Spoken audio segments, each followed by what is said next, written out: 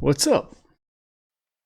So one of my favorite parts about watching YouTube or creating content on YouTube is that it allows me to consume content when I don't always have the time to actually play games. It allows me to sort of still experience them and to connect with people on the go. Again, when I don't necessarily have the time to sit down and have a proper gaming session. So that's one of my favorite parts about YouTube. And that's one of my favorite parts about just the discourse online. So that's what led me to make this video today, because it's been a half of the year now, and I've played a few games, but I haven't played them all, and that's one of my favorite parts about making videos too. I'm going to talk about the games that I have played, which aren't necessarily a lot this year so far because of time constraints, but I want to hear what you think too. I want to hear what games are your half game of the year. So for me, I've played 5 games really, and those 4.5, we'll call them, are Avowed, Elder Scrolls 4, the Oblivion Remastered, Mario Kart World, and then Clair Obscur Expedition 33. I've also dabbled with South of Midnight, and I've played, in terms of the Nintendo stuff, the Zelda enhancements, which is why those are kind of like, I'll give them a half point, you know. The 60 FPS really is a game changer, and some of the Zelda notes stuff they added I think is really cool. So I'll give those a half point. Obviously you can probably guess those aren't going to be my choice here, but I still want to shout them out because I think that's really cool, and it feels like that's how those games were supposed to be played. In terms of some that I really want to get to, and I'm going to get to before the end of the year too, when I actually do decide what the game of the year is, Kingdom Come Deliverance is on that list, Assassin's Creed Shadows is on that list, Blueprints is on that list, and the first Berserker is also on that list. We'll see if I can do all that, because as we know, there are 6 more months of stuff coming out. Really excited for Donkey Kong Bonanza, that direct just came out. So I'd say it's been a great start to the year. On top of obviously this guy coming out, which I did get, as you can see, and I've been having fun with that. That's a whole separate video to talk about, but yeah, that's kind of what we're looking at. That's kind of where I'm at in terms of what I've played and sort of what I'm reflecting on at this point in the year. Speaking of which, let's start with Mario Kart World. So Mario Kart World is fun. I'm having a blast. It is not what I was expecting. I sort of fall along the lines of some other people where free roam is not quite as action-packed as I was hoping it was going to be. It's fun to explore, but I find myself after 5 minutes sort of wondering what I'm doing when I could be racing, you know, that sort of thing. It's cool to see people driving around. It really feels like a mode that if it had come out in 2007, I would have loved this. It just would have been cool to drive around and to see. But the fact that you can't do local co-op in that mode as well is also a big problem for me. So, you know, kind of one of the big selling points for me was free roam. And to see that that wasn't necessarily a big part of the game, and it's just sort of a little button that you push kind of off to the side rather than even its own mode, I could tell it was already going to be a little less than I'd imagined. Now, did I ever really think that Mario Kart was going to be my game of the year? No, I didn't. I haven't always been the biggest fan of racing games, and, you know, Mario Kart 8 I had fun with, but it wasn't, you know, my favorite game or anything like that. But, you know, Mario Kart World, I'd say, is worthy of being on the list of top 5 of what I've played so far.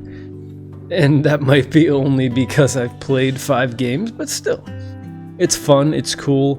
I love that they moved away from the Mario Kart 8 stuff, which was all just getting parts for your vehicles and stuff. I love that it's actually become unlocking vehicles and unlocking characters and costumes. And you actually have to unlock them, kind of Smash Bros. Style.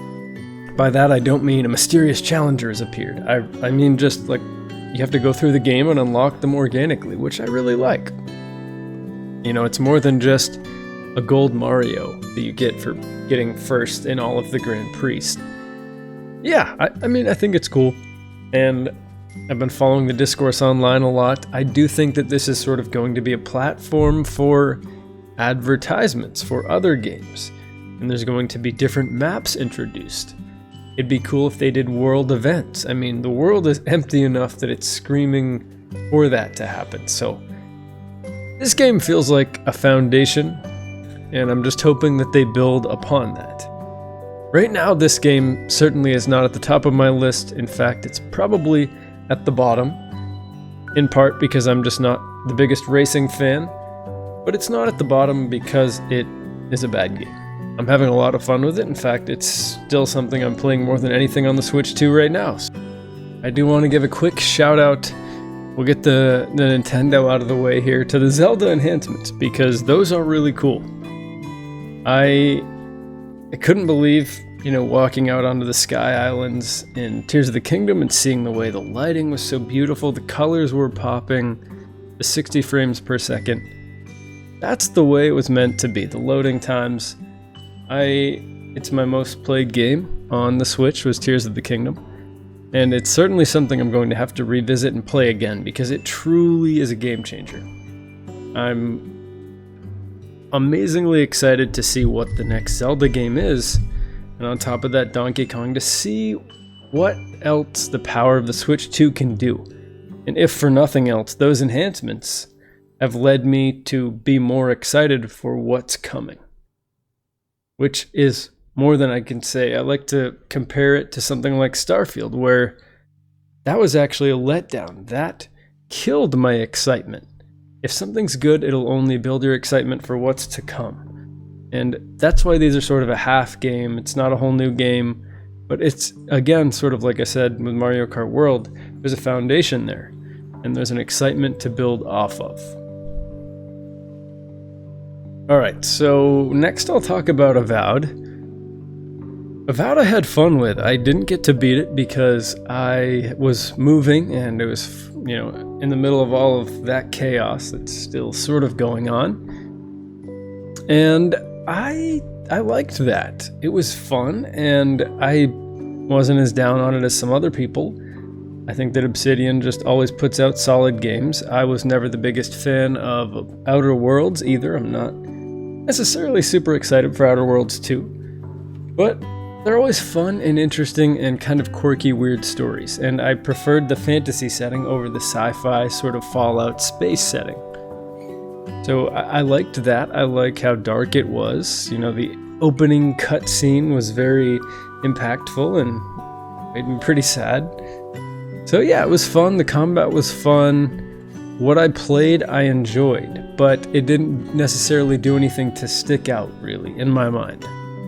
I would much prefer something else. Like, I had more fun playing Elder Scrolls 4 just because of the way that those sandbox and RPG elements blend better than something like Avowed, where there are the RPG elements, but it's more confined and it doesn't necessarily always feel like such an adventure. To me it was definitely 7.5 game for what I played. But yeah, that's probably right in the middle of my list. Definitely not the game of the year. And on top of that, I'll just quickly shout out South of Midnight, which I had fun with. Love the art style. Didn't beat it even though it's a short game, but what I popped into, I had fun with. And Xbox is just... they're putting out some fun stuff on Game Pass. It's cool that we can access it through Game Pass too. A lot of these games I just played and had time to play. I was like, you know what? I don't have to spend any money for this. Not that I mind doing that for a game that I know is going to be good or that I'm excited for. But these were on Game Pass. They just popped up on the screen when I turned on my Xbox and I played them. So that's what happened with South of Midnight. That's what happened with Clair Obscur. I actually knew about that one. I was very excited for that. If you've been here for a bit, I've made multiple videos about it. And I was just one of its biggest fans in my circle. I made a video saying this is going to be the game of the year, basically. And sure enough, it's looking like it's got a pretty good chance of it so far. Now we'll talk about Elder Scrolls 4. This was, for me, sort of one of those moments where I will potentially remember where I was when I heard about it, when I realized this was coming. I'm pretty in tune with the gaming online lexicon, but this had gotten under my radar. The leaks had missed me. I hadn't even seen anything about them. And I was working my job, and I popped onto a computer, and I saw, the headline, the remaster is real and it's shadow dropping today in like an hour or whatever it was. I immediately texted my cousin. This was the first RPG that I'd ever played, really. I immediately fell in love with it. I'd never played a game like this, and it sort of showed me something special about what games could be. What? And what kind of potential for an experience you could have in a game. Oblivion really opened my eyes in a way that no other game could, because it was the first one to do so. So it was really special. And to see that it was getting a remaster that I'd heard about for a bit was really awesome. And upon playing it, I loved what they did with it. I was never a big fan of the art style, the color palette. Always too saturated and bloomy for me. More of a bloomy, I guess is a better word. That wasn't for me. And to see that reimagined in this, sort of beautiful way with the beautiful lighting and the cool quests that Oblivion had, and they kept the weird humor, the camera pans, all that style. It was so essential to Oblivion. I just loved it. And even though it's a remaster remake, it really was second on my list. It was just fun. And none of these are necessarily amazing games. I tend to, except for one of them, I tend to lean more towards the open world style of RPG, or more of a really focused story. I really liked God of War, not necessarily something that's remade or a racing game. I really prefer something that's impactful, that has a good story. So when it came down to this list, there was only one that could be at the top. Now with Clair Obscur Expedition 33, I grew up playing the Final Fantasies of old. I'm talking Final Fantasy 1. I'm talking Final Fantasy 7, 8, 9, 10. 2, 4, 5, not really 3, but I played pretty much all of them. And I loved almost all of them. I was so excited for this game because I saw what it was taking its inspiration from and where its roots were based. When I saw that the actual creators of the game were inspired by Final Fantasy, well, how could I not be excited? Especially since I'd sort of fallen off of the recent Final Fantasy bandwagon.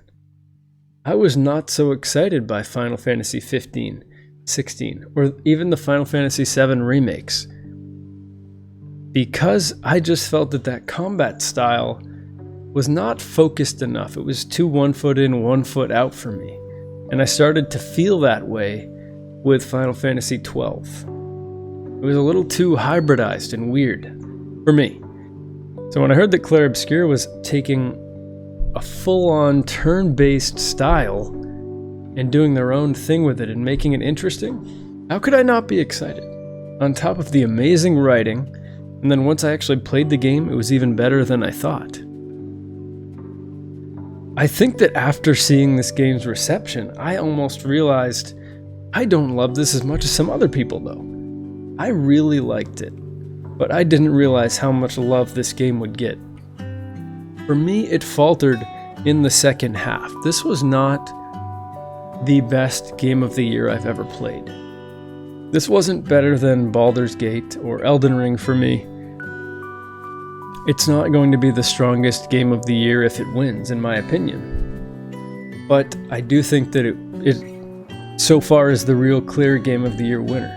Because I really, just like Baldur's Gate 3, and this was my point in my previous videos, this should be rewarded. This sort of turn-based interesting turn-based combat, the writing, the art style, the focused world with the lower price tag because it's not necessarily the longest experience, even though it totally could be if you want it to be. That should be rewarded. The way they've gone about this, the transparency, the soundtrack, everything about this game should be rewarded. It's the same reason a lot of people wanted Baldur's Gate 3 to get the Game of the Year, because we need to reward that, and it's not very often that a game that can capture such a passion and unique aspect is rewarded and can be rewarded like this. I think that's also why people wanted to put Astrobot up there. It was cool to reward a platformer. So when it comes to Clair Obscur, this game is special. It is. It's fun, it's quirky, it's weird. I want to see more from Sandfall. I want to see more studios encourage this and realize, hey, we should support this type of stuff.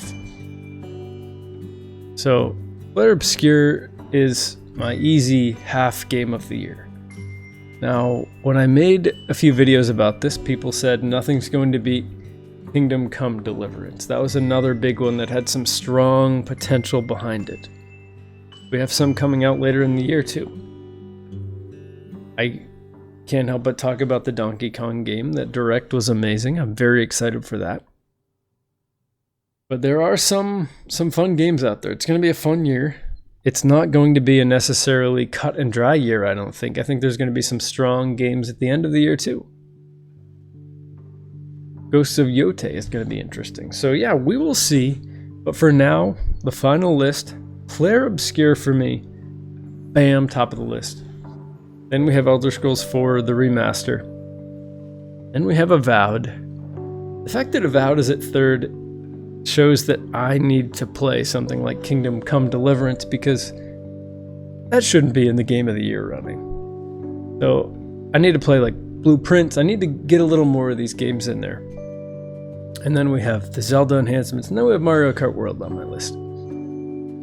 That's the top 5 because that's the only 5. So yeah, thanks for watching. I'm curious to hear, again, I love this discourse. I want to hear what your half Game of the Year is. What's really clicked with you? What have you had fun with? Maybe there's some dark horse games that I'm forgetting. Maybe I'm even forgetting an indie game I played. It's easy to forget those sometimes, but if they're really good, they'll stick out, won't they? So anyways, thanks for watching. I'll see you guys in the next video. Hoping to get back on the schedule horse. Peace.